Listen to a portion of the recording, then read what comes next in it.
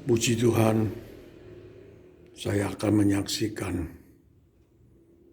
kasih Kristus menaungi di dalam kehidupan saya. Maupun terjadi berliku-liku kehidupan saya. Tapi kasih Kristus semua ada hikmahnya. Dulu, waktu saya umur 20 tahun,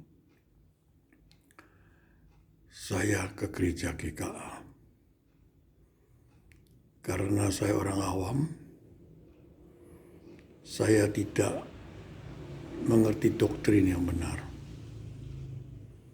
Lalu ada seseorang mengajak saya untuk buka persekutuan doa di rumah saya. Saya melakukan persekutuan doa di rumah saya 7 tahun.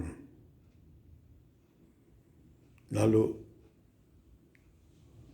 dengan perkataan yang singkat, istri saya dapat penglihatan bahwa matanya itu ada seseorang merangkul dan menyayangi istri saya. Lalu si istri saya bertanya kepada om tersebut, "Om, mataku kok ada kamu ya merangkul aku, menyayangi aku?" Lalu si om menjawab, "Mataku juga ada kamu. Kita bisa perkawinan." Dan juga penglihatan dari istri saya bahwa saya mati tabrakan penyet di Jakarta. Karena di waktu itu saya sering ke Jakarta. Kebetulan ayah ibu saya mempunyai perusahaan sepatu olahraga. Saya mencari order di Jakarta. Lalu penglihatan dari istri saya bahwa saya tabrakan penyet.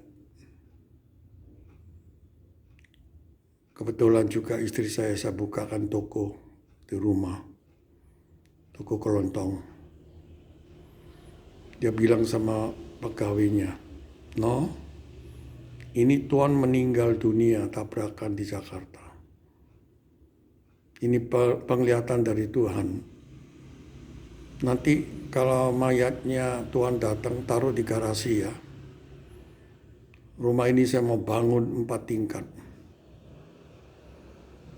Dan juga anak saya 6 yang telah diberkati Tuhan, itu dibikinkan baju gabung, baju putih untuk persiapan semuanya." Lalu istri saya sudah tidak mau dengan saya. Saya periksa dengan buku penglihatannya. Saya lihat buku penglihatannya, saya hancur hati. Bahwa memang betul istri saya dengan penglihatan itu sudah jatuh cinta dengan seseorang tersebut. Lalu saya hancur hati melihatnya buku tersebut. Saya bertindak ke gereja Reform Injili Andika, Surabaya. Saya waktu ke gereja ketemu pertama dengan Bu Magda. Saya dibimbing dengan Bu Magda. Lalu Bu Magda mengenalkan saya ke Pak Budi Asali. Kebetulan Pak Stephen Tong datang ke Surabaya, saya ada konseling dengan dia. Saya apa adanya cerita dengan Pak Stephen Tong. Lalu karena saya orang awam, saya masih emosi. Saya lapor ke polisi. Saya lapor ke Bimas Kristen Surabaya dan juga Jakarta. Waktu ketemu Bimas Kristen di Jakarta, saya dengan jujur apa adanya saya ceritakan. Bimas Kristen Jakarta mengatakan, ini sering terjadi. Ada juga terjadi di Cirebon sampai hancur semuanya. Kamu hati-hati. Kamu satu saat bisa dibunuh dengan istri kamu. Lalu saya kaget perkataannya. Memang betul. Istri saya sering membawa pisau seperti ingin membunuh saya. Lalu Bimas Kristen mengatakan, kembalikan kepada orang tuanya daripada kamu mati satu saat. Lalu saya kembalikan ke orang tuanya waktu saya pulang ke Surabaya. Saya bilang, saya kembalikan kamu ke orang tua kamu dulu. Tunggu kamu sadar baru saya ambil kembali. Lalu saya telepon orang tuanya, saya kembalikan. Beberapa minggu saya dipanggil ke pengadilan. Lalu di pengadilan hakim mengatakan, istri kamu sudah tidak mau dengan kamu lagi. Saya bilang, Pak, saya masih cinta. Saya diberi karunia anak 6. Lalu istri saya waktu di pinggir saya di pengadilan, saya rangkul dia. Saya dikipatkan. Lalu saya tahan kira-kira ada 3 tahun. Baru pengadilan mengetok untuk cerai. Saya pikir sudah tidak jodoh, saya tidak mau kasasi. Lalu saya belajar firman terus dengan doktrin reform yang sungguh-sungguh. Saya sadar waktu saya olahraga dengan Pak Budi Asali di sesuatu tempat. Saya diinjili dengan Pak Budi Asali.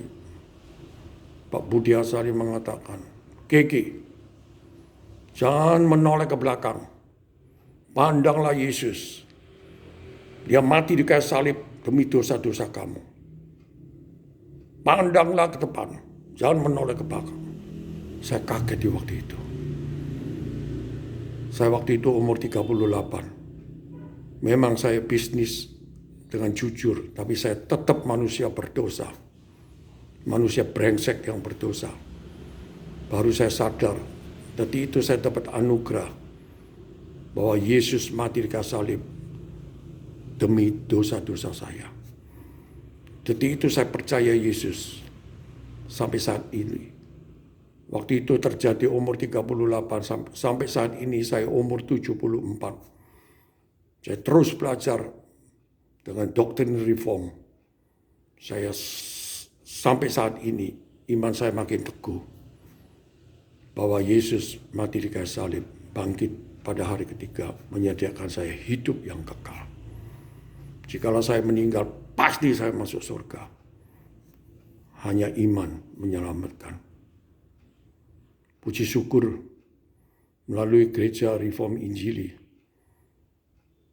saya diberi berkat doktrin yang benar. Semoga kesaksian saya ini menjadi berkat. Terima kasih.